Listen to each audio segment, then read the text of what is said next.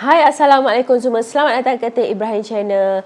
Malam ni Teh nak share dengan korang kisah sulur bidar. Mungkin di antara korang tak pernah dengar pun apa itu sulur bidar. Okey, kalau kaki-kaki pancing, orang dekat sungai kan, so diorang akan tahu apa itu sulur bidar. Okey, ada di antara kita pernah dengar lah macam hantu balong bidai. Dia lebih kurang lah. Okey, nama dia. Sulur bidar ni kalau korang nak tahu, dia akan muncul di permukaan air dan menyebabkan permukaan air itu agak menyeramkan and ada sedikit putaran yang agak dahsyat. So dikatakan juga sulur bidar ni adalah makhluk yang menjaga ataupun menghuni di dasar air. Okay, sebenarnya sulur bidar ni telah beberapa kali muncul di Tasik Kenyir, Tasik Chini dan dia akan muncul di waktu hujan. Dan kita pernah juga dengar sulur bidar ni pernah juga muncul di Royal Bloom. So kalau korang pergi dekat Royal Bloom, korang kena hati-hati, okay? So sulur bidar ni biasanya akan berada di sungai, lombong, lubuk paya ataupun tempat-tempat berair lah, okay?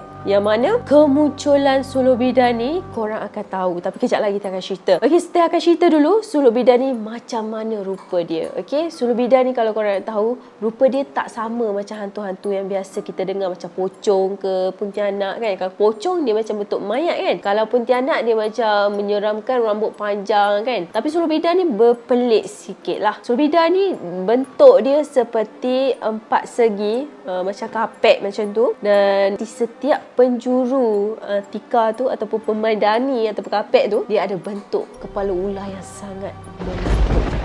So kalau siapa-siapa yang terkena sulur bidar ni, dia akan digulung dan diheret ke dalam dasar air sehingga beberapa hari. So pernah tak korang dengar kalau orang tengah-tengah mandi tu tiba-tiba kena tarik? So sebenarnya itu adalah kerja sulur bidar. So menurut jugalah daripada cerita nenek moyang kita dulu, sulur bidar ni terjadi disebabkan oleh satu kejadian ni lah, okay, yang mana diorang kata dekat kampung diorang dulu, okay, ada sebuah tika yang mana tika tu dijadikan tempat menguruskan jenazah lah, okay. Selepas uruskan jenazah dekat atas tika tu, okay, selepas dikebumikan, tika tu diorang buang ke dalam sungai ataupun lombong dan orang yang menjagalah kawasan tu, diorang memuja-muja tika tu, okay, tempat alas orang mati tadi. Bila puja-puja, menjadilah tempat-tempat yang tak elok and then mulalah tempat tu menjadi keras. So siapa-siapa yang mandi dekat situ kan, dia akan terkena sulur bidar lah, yang mana akan terkena tarik kaki lah, macam lah. So disebabkan itulah nenek moyang kita bagi tahu yang sulur bidar ni adalah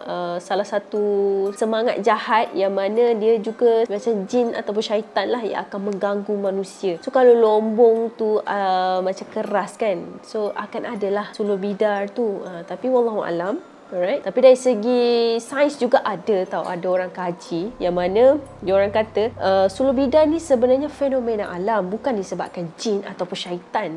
Okey, yalah kalau datang kat Melayu ni jadi macam tu, tapi orang kajian lah menunjukkan, diorang kata yang terjadinya putaran sulur bidar ni disebabkan oleh tekanan bawah tanah tu lah. And then disebabkan itu ada gelombang ataupun tekanan gas di bawah tanah di dalam sungai ataupun air, menyebabkan putaran tu berlaku di permukaan air. Okey, kalau korang nak tahu macam mana terjadinya sulur bidar tu, okey, kalau korang pergi sungai ataupun lombong, whatever lah, kat mana-mana, okey, waktu korang tengah mandi-mandi tu kan, tiba-tiba korang nampak ada air yang tenang, tiba-tiba ada timbulnya daun-daun kering. Pas timbulnya daun, akan keluarnya ranting-ranting and then akan keluarnya buih-buih putih macam sabun macam tu kan. Bila korang berada dekat situ, kemungkinan besar korang akan tersedut dekat sana, okey? Sebab lepas terkeluarnya buih-buih putih tu, dia akan keluarnya gelombang putaran tau. Putaran tu dia akan kecil tau, tapi lama-lama dia akan berputar secara kuat,